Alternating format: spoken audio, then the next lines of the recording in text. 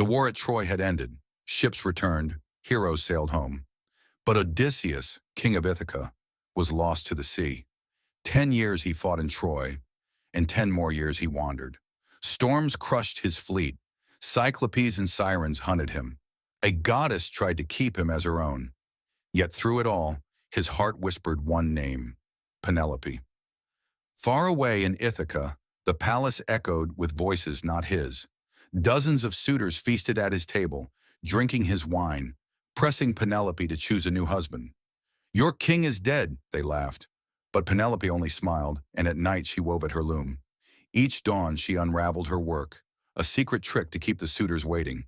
Her heart told her, "He is alive. He will return." At last, after 20 years, a ragged man appeared at the palace gates, a beggar cloaked in dust and salt.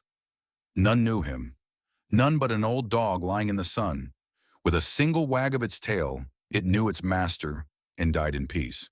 Odysseus entered his hall. The suitors mocked him. They jeered, tossed bread, laughed at the beggar in rags. But Penelope, wise, cautious, watched him with quiet eyes. That night, she spoke before them all. "Tomorrow I will choose a husband. Whoever can string Odysseus's great bow and fire an arrow through 12 axe heads, he shall be my lord." The suitors tried. One strained and failed.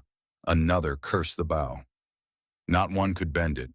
Then the beggar stepped forward. Laughter shook the hall, but with calm hands he took the bow. He strung it in a single motion. The arrow flew, true as destiny, through all 12 axe heads. Silence. The beggar threw off his rags. It was Odysseus. With fury like fire, he raised the bow again.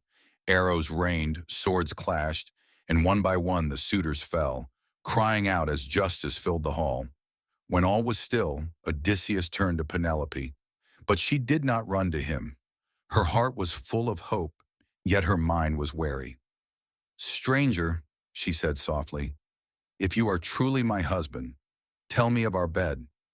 Odysseus's voice broke into a smile. "Our bed is carved from a living olive tree. No man could move it." Penelope's eyes filled with tears.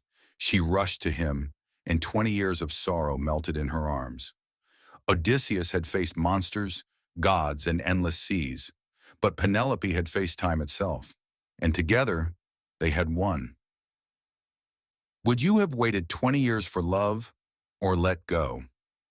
Tell me in the comments.